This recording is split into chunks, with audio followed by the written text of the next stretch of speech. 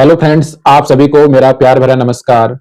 मैं हूं आपके साथ अमित यादव। एके केमिस्ट्री पॉइंट में आप सभी का स्वागत करता हूं।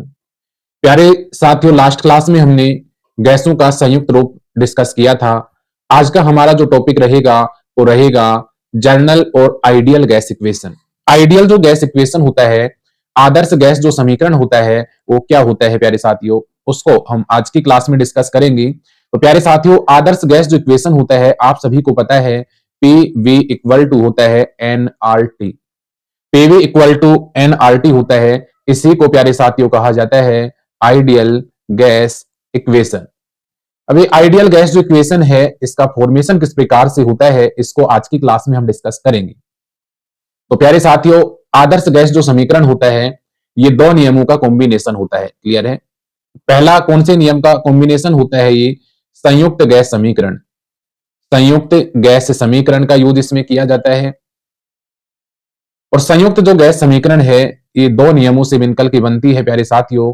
बोयल का नियम, बोयल लो। और बोयल लो क्या कहता है प्यारे साथियों?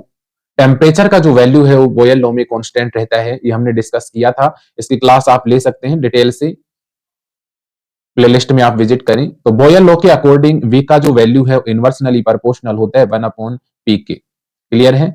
और दूसरा जो नियम हमने डिस्कस किया था वो था आपका चार्ल्स का नियम।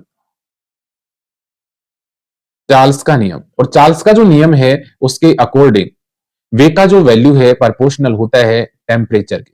क्लियर है? तो यहां से एक नंबर हो गया था और ये दो नंबर। समीकरण एक और दो से हमने लिखा था समीकरण एक तथा समीकरण दो से, दोनों को हमने कंबाइंड किया था प्यारे साथियों। और कंबाइंड करने पर हमें संयुक्त गैस समीकरण प्राप्त हुआ था। यहां से हमने लिखा था V प्रोपोर्शनल होगा T अपॉन P। क्लियर है? V का जो वैल्यू होगा वो प्रोपोर्शनल होगा T बाई P। तो एक तो इस इक्वेशन का हम यूज करने वाले हैं प्यारे साथियों।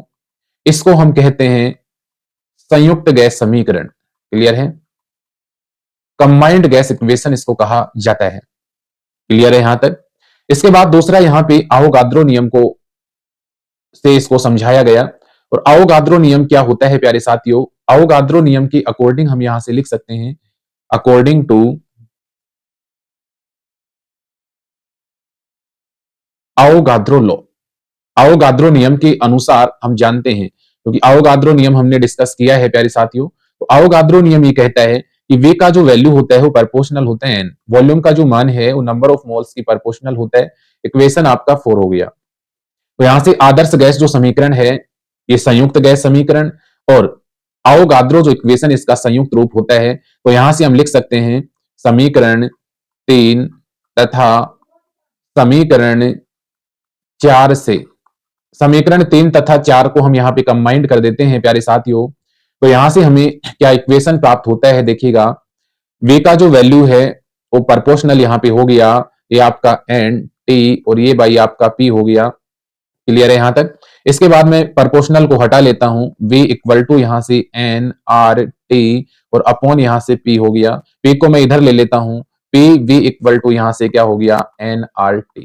क्लियर है? pv इक्वल टू यहां से हमें क्या प्राप्त हुआ? N R T. प्यारे साथियों, इस इक्वेशन को ही क्या कहा जाता है?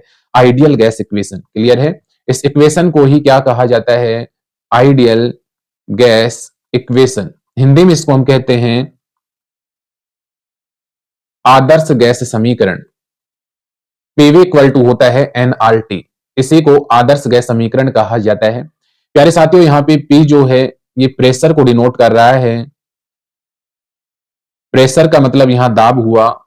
वी यहां पे प्यारे साथियों वॉल्यूम है, आयतन। एन यहां पे नंबर ऑफ मोल्स हैं और आर यहां पे gas constant. Gas constant, gas स्थिरांक यहां कहलाता है। एन यहां पे नंबर ऑफ मोल्स और टी यहां पे ताप, टेम्परेचर यहां पे कहलाता है। और एन यहां पे प्यारे साथियों नंबर ऑफ मोल्स कहलाता है। क्लियर है? एन यहां पे नंबर ऑफ मोल्स कहलाता है। तो इसी इक्वेशन को प्यारे साथियों कहा जाता है आदर्श गैस समीकरण। पीवी इक्वल टू होता है एन आर टी। क्लियर यहां से? तो प्यारे साथियों, आदर्श गैस जो समीकरण है ये दो नियमों का कॉम्बिनेशन होता है, संयुक्त समीकरण और आपका अवोगाद्रो रूल, इन दोनों समीकरणों को हमने कंबाइंड किया और एक नया इक्वेशन हमें प्राप्त हुआ। इसी को हम क्या कहते हैं, पीवी इक्वल टू एनआरटी। तो यहां से आप इसको नोट डाउन कर सकते हैं। क्लियर है यहां से। और संयुक्त जो समीकरण है वो हमने पहले ही डिस्कस कर लिया है। तो गैस के जो नियम है वो कंप्लीट हमने पढ़ लिए हैं प्यारे साथियों। जिन्होंने क्लास नहीं लिए हैं वो इस चैनल की प्लेलिस्ट को आप विजिट करें, और प्लेलिस्ट में क्लासेज जो है वो डली हुई है। जो प्यारे साथी चैनल पे पहली बार विजिट कर रहे हैं वो चैनल को सब्सक्राइब करें, बेल आइकन को प्रेस करें, जिससे इसी प्रकार का कंटेंट आपको प्राप्त होता रहे। इसको यहां से आप नोट डाउन करेंगे। क्लियर है यहां तक।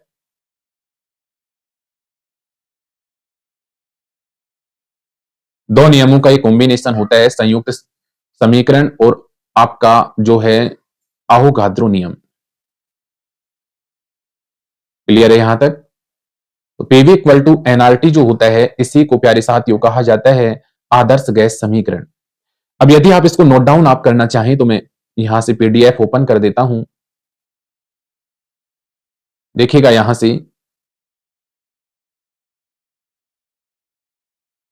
ये टॉपिक था आपका आज का सामान्य या आदर्श गैस समीकरण। क्लियर है। इसको आप नोट डाउन यहां से कर सकते हैं। दो नियमों का कॉम्बिनेशन है, ही बता ही दिया मैंने आपको। ये आपका संयुक्त गैस समीकरण है। ये जो है आपका संयुक्त जो गैस समीकरण है कंबाइंड गैस का है, और ये आपका अवोगाद्रो का है। दो इक्वेशन यहाँ पे हो गई आपकी, ये इक्वेशन फर्स्ट हो गई और ये इक्वेशन सेकंड। इन दोनों को यहाँ पे प्यारे साथियों कंबाइंड कर दिया गया, और कंबाइंड करने के बाद यहाँ से इक्वेशन प्राप्त हुई हमें ये वाली equation number 3, PV equal to NRT. इसी को प्यारे साथियों आदर्श गैस समीकरण कहा जाता है। क्लियर है यहां तक। अब इसके बाद देखिएगा यहाँ पे जो आर है, आर को हम यहाँ पे मोलर गैस स्थिरांक या गैस कांस्टेंट कहते हैं।